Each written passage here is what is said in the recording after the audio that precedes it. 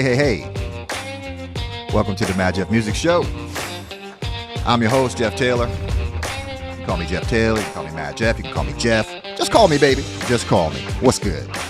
Anyway, today's show features none other than rock and roll legend, an engineer, guy on the boards for a lot of really heavy rock and roll acts in the past, and that is the one and only Mr. David Frangioni. Want to bring him out here pretty soon and chop it up with Mr. David. Good friend of mine. I'm looking forward to chatting with Mr. David. But first, there's always some news in my world, baby. There's always news for us to share. So let's go ahead and share that news with you right now. What is happening in the world of news, you say? Well, looks to me like we lost a great one here, and that is the four-star General Colin Powell. He was the first black Secretary of State in U.S. history. He also was serving under George Bush, and consulted with Obama during his administration. He was 84 years old, and he a resident of New York City, Harlem. He grew up in Harlem, New York, so that's pretty impressive that a young black man from Harlem, New York could extend to the heights that he eventually made it to. And that's pretty awesome. So rest in peace, Mr. Powell. We're certainly going to miss you, sir. Recently, we lost another good fella.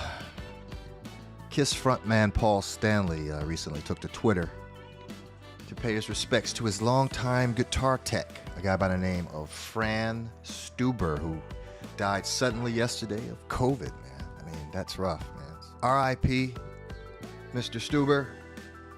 God bless. My next bit of story here is related to this piece of music. I know you heard it. Yeah, you've heard it. That is the sound of Brick. And one of its original founders, Mr. Reggie Hargis, has passed away recently as well. And now, if you're anything like me, you know that song from clubs, from roller skating rinks, so many different places that song imprinted its melody and dynamic sound into my mind as a young man. So rest in peace, Mr. Hargis. Brick is a solid act, and we certainly will miss you. Thank you so much for all that fantastic music. Back to my show. So, having said that, talk to you a little bit about the news. I hope you're all doing well today. Without further ado, though, I'm really ready to bring my guest in. So, ladies and gentlemen, here he is, the one and only Mr. David Frangioni.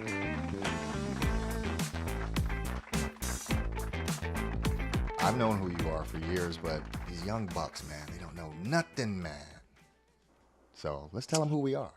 And this whole modern drummer thing, come on, man. That magazine, I grew up watching that magazine. I wasn't a drummer. I was a guitar magazine guy, but I was always in that aisle picking up those magazines. So there was Modern Drummer right there. And if I saw like Omar Hakim or somebody on the cover, I might pick it up and go, okay, what's going on here? But drumming wasn't my thing. But the fact that we know each other and the fact that you now taking over that magazine, that's pretty powerful, man. You're a drummer. How does that play into this for you? I am. I'm a drummer from the earliest time, literally when I was a couple years old, it all started. And I don't know. They always say, the instrument finds you, you don't find it. And I think that was the case with the drums. Right. And through my life, the early part of my life, I practiced nonstop and studied with some amazing drummers, Louis Bellson, Joe Morello, Alan Dawson, Les DeMerle. And was so inspired and so driven to, just want to play the instrument as well as I could. And that transitioned, through drumming, I found electronics, because in the 80s, drums and electronics were starting to fuse in a really, really amazing way as far as I was concerned, where you could just create sounds and rhythms and music that was really not possible prior to that period, because of the technology and the applications of such. So that really inspired me, and I ended up falling in love with technology as much as drums. So music technology essentially became the foundation of all the career that I've had. But the drums, were always, a big part of everything that I've done. And a couple of years ago, Modern Drummer, the CEO of Modern Drummer at the time, the co-founder Isabel Spagnardi, contacted me through editor-at-large Billy Amendola, who I've known for quite some time. And the two of them basically asked me if I, would want to get involved with the magazine, because their founder and their visionary, Ron Spagnardi, he passed away in 2003. And they, since then they had a succession plan. Bill Miller passed away. So now, the last 10 years or so, they were just trying to figure out, who's going to run this thing and how are we going to, progress the brand. And, they came to me, and we aligned on how we envisioned the magazine and what we were going to do to grow it.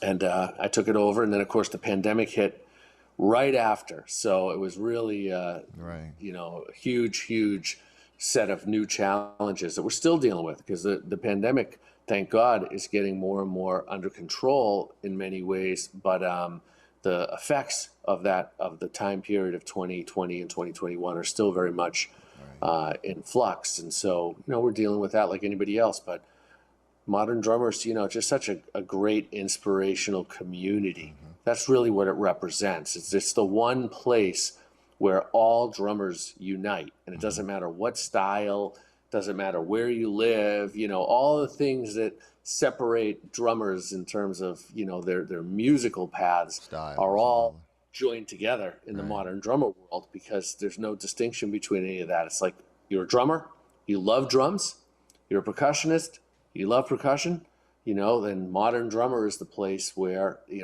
all converges, and you get, relevant, very, very insightful, unique interviews and photos and education and reviews and news, and just things that, really bring us all together and thread in common, the drumming community. So everybody has a central place to learn and grow from. Well, let me ask you this, David. Is it, are you, people don't buy magazines anymore, so are you virtual now with this magazine?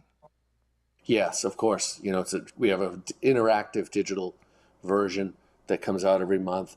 The print side of it, we're making more and more of a specialized offering. We're transitioning from, over 40 years, now 45, but easily over 40 of printing full on, and not so much have they didn't really have a digital strategy. And then I came along and really feel and felt strongly that we have to bring this magazine virtual and keep the roots and keep all the things that are great about it, but bring it to people online so that it's immediate in its accessibility, so that it's interactive in a way that a print magazine can't be. Mm-hmm.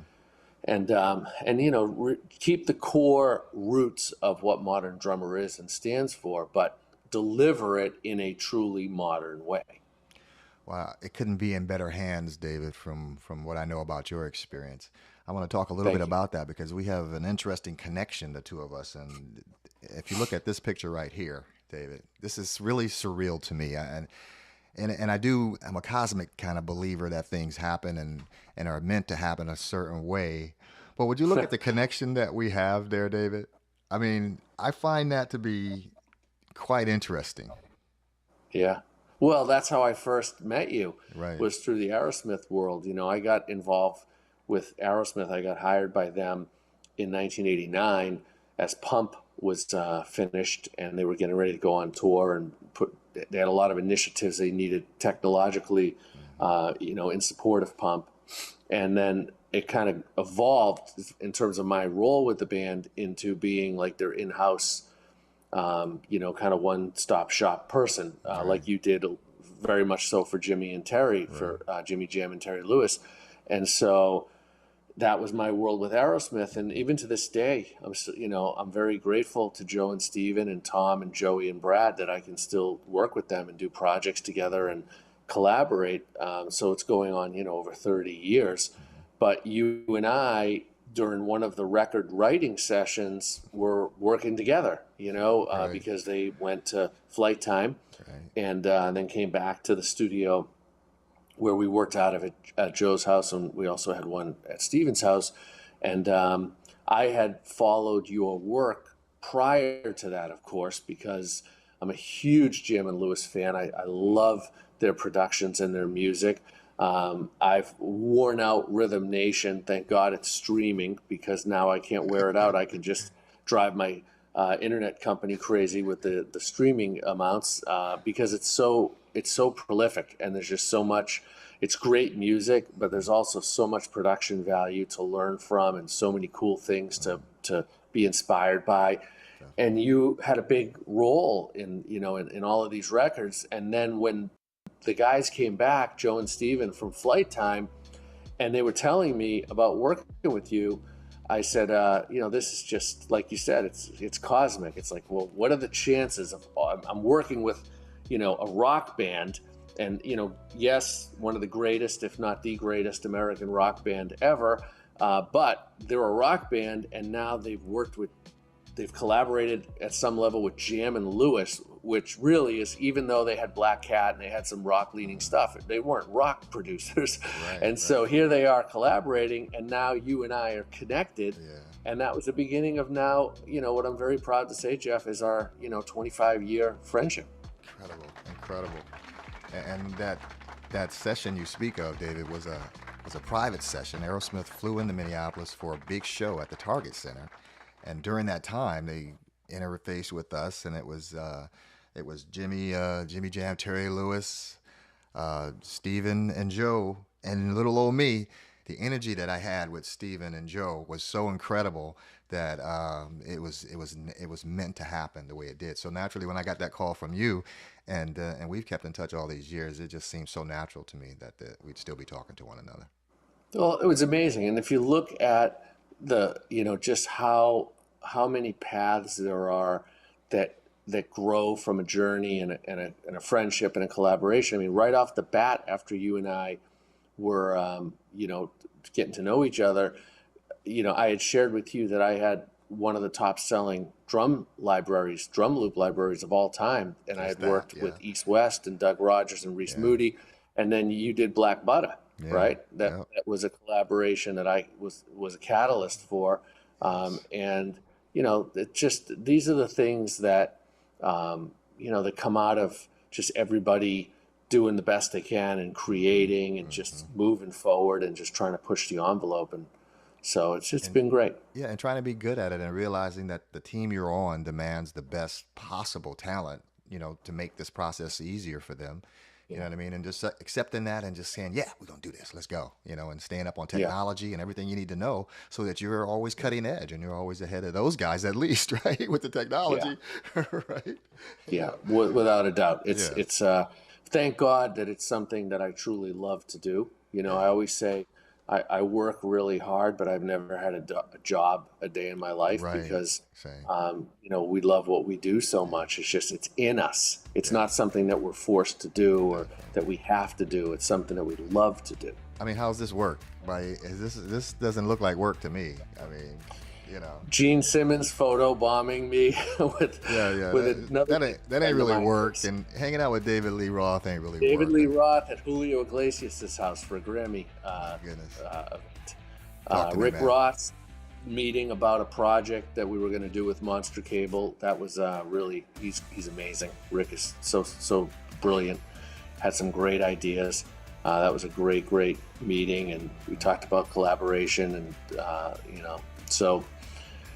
Yeah, I mean, it's so much work and effort to get to the point where you can work with your heroes, you can work with the peers that you respect so much and that you admire and that continue to inspire and influence you. It's so much work to get to the point where you have something to contribute to that level of talent and professional. And then when you get there, as you saw in some of the photos, you have to work even harder to earn your stripes and to deliver the goods. Speaking of heroes, though, come on now. Clint Eastwood, lifelong film hero of mine. I had the honor of doing 2 books. No kidding. Yep. I have one autographed by you. Yes, I do. Yeah, we did that, and then we did the expanded and revised edition. Where did I get that from? I don't know where that one came from. Sorry, that must have come off of Instagram. One of my assistants, Tyson, made that. I loved it.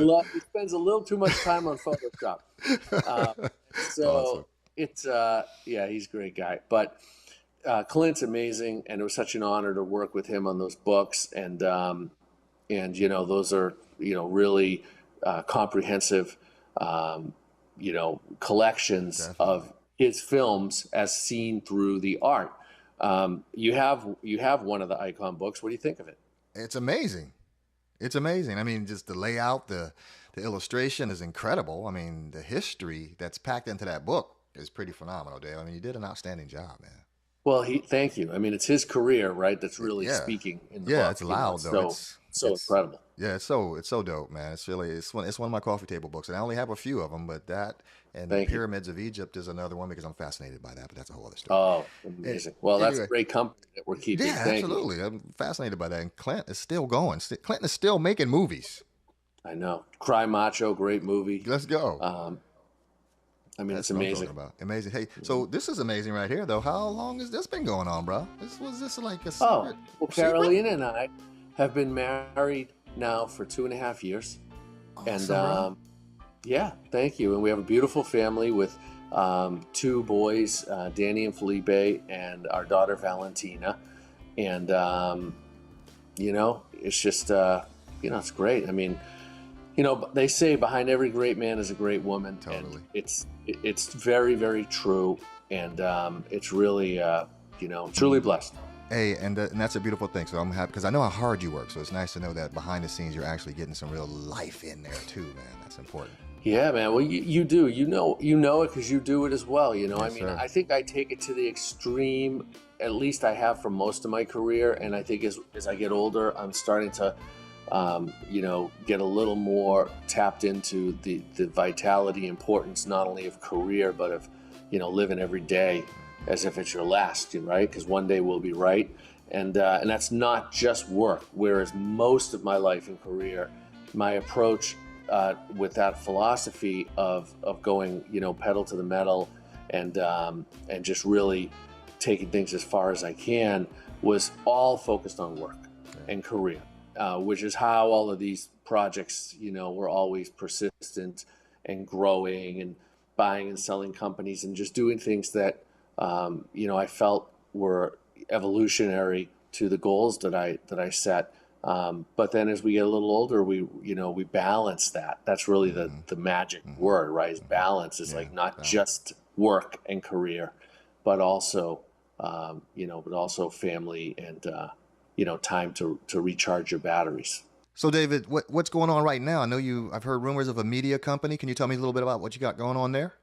Well, FrangioniMedia.com, that's the company from which I build recording studios, home theaters, very, very high-end environments for playback and recording. Recording studios being a combination of either commercial or home studios, and home theaters being high-end home theaters, consumer, but very high-end.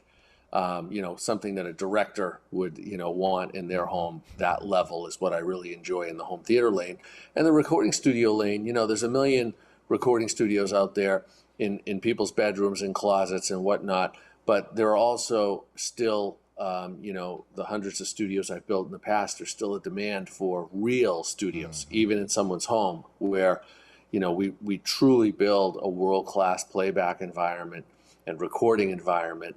And that really inspires me. So that's been going strong. It started as Audio One.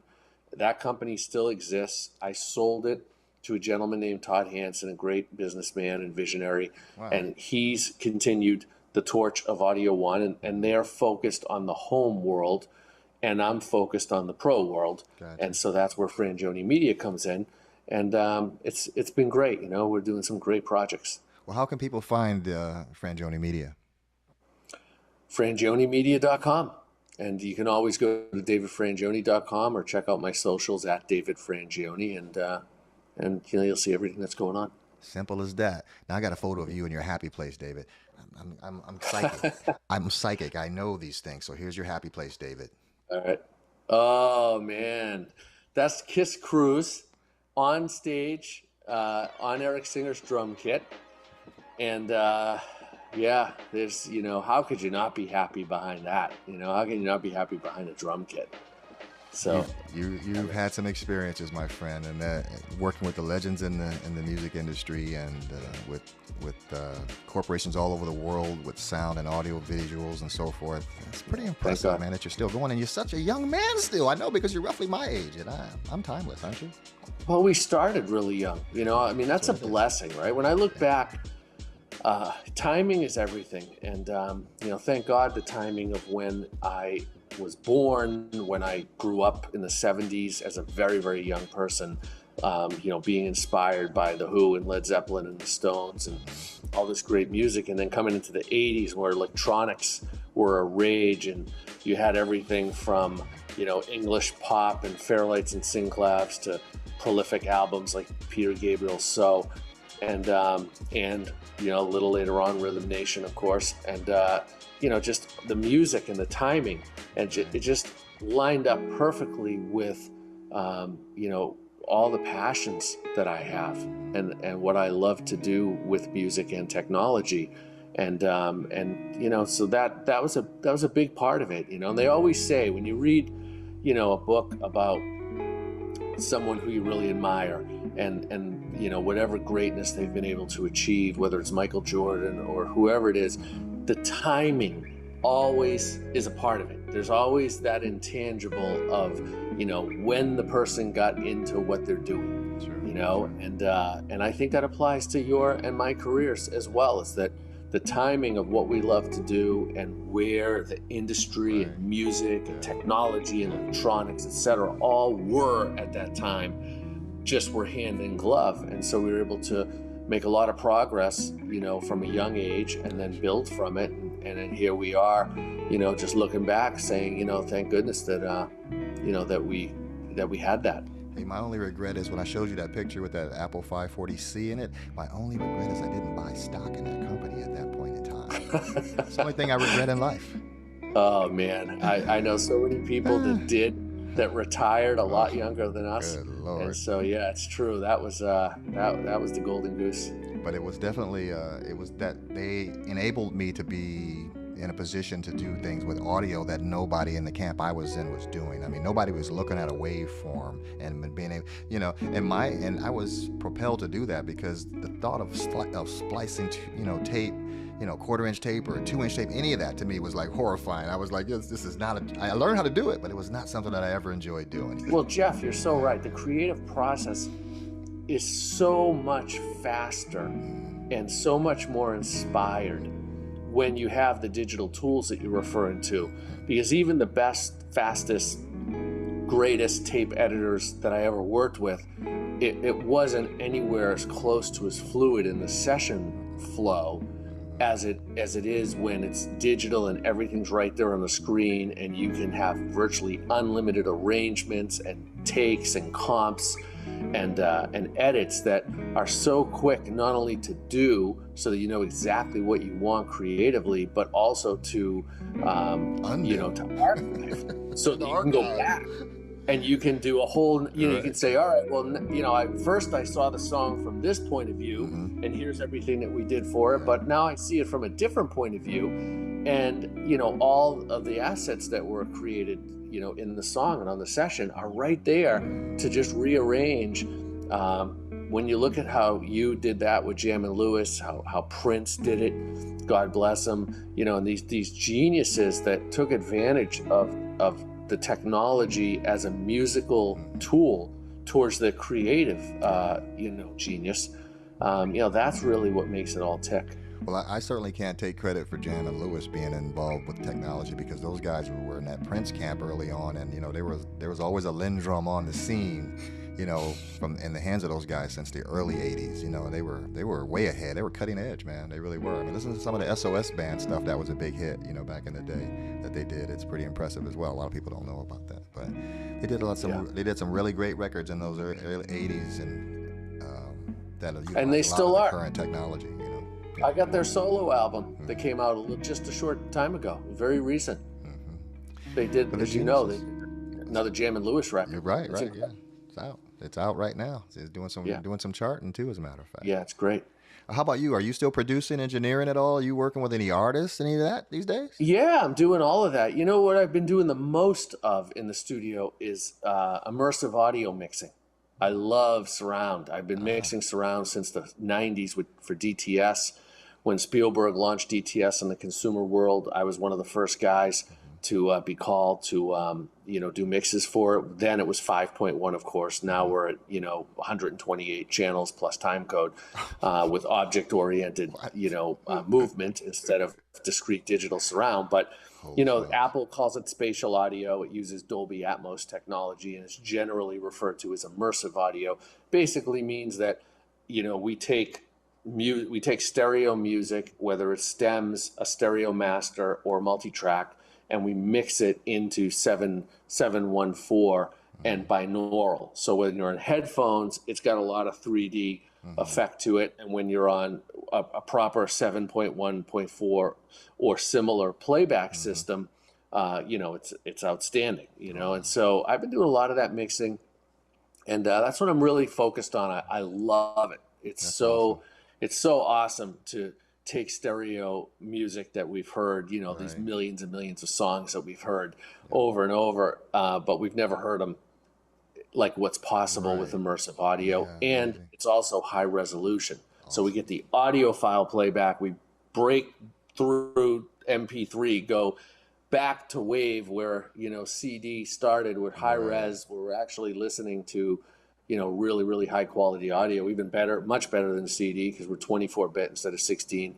and we can go up to 96K instead of 44.1.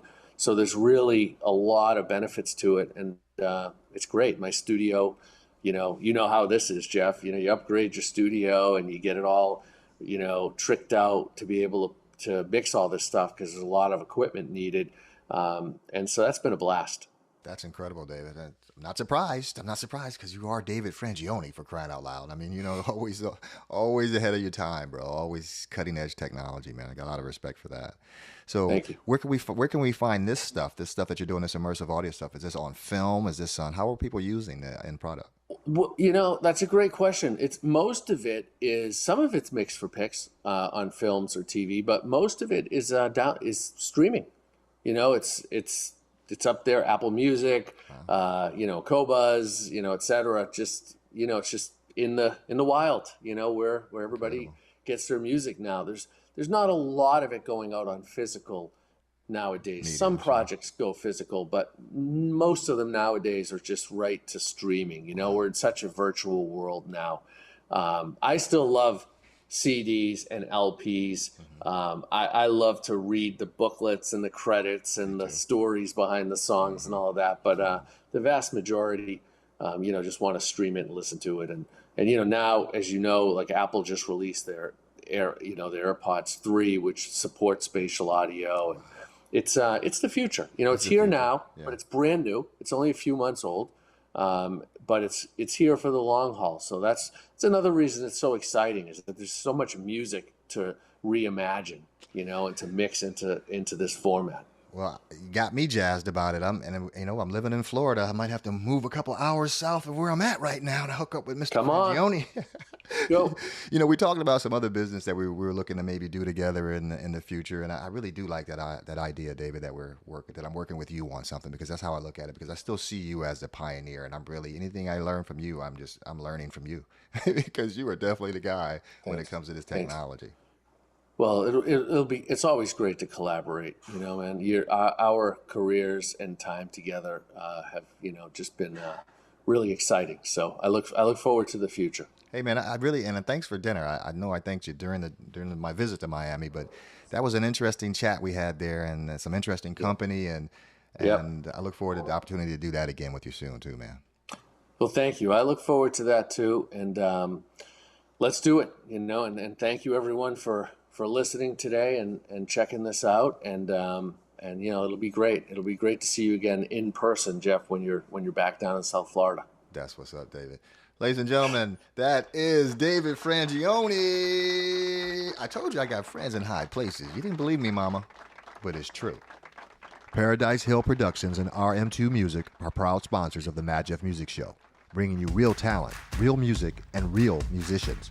Sharing the same values, we put our artists first so they can thrive and deliver to you, the listener, timeless music and great shows.